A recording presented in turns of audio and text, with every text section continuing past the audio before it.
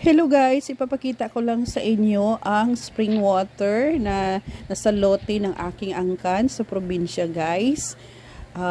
Maligamgam ito guys at sobrang linaw. Ilang dekada na nasa lolo ko pa ito. Nasa angkan ng aking mga lolo at hindi nawawala ng water kahit ilang El Nino ang darating guys. Ito ang maganda sa probinsya guys. Nasa tabi nito ay ang malawak namin ng suba at maka fish pond ng aking mga tiyuhin. Yung suba namin na pinapaliguan ng mga aming mga karabaw guys. Modern na ito guys ngayon ang aming spring water. Linalagyan nila ng motor at saka nakakonect na ito sa bahay nila, sa kanya-kanyang bahay sa baryo guys, nasa proper.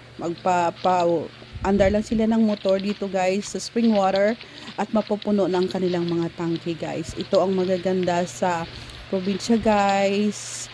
Mayroon kaming spring water, suba at saka mga fish pond.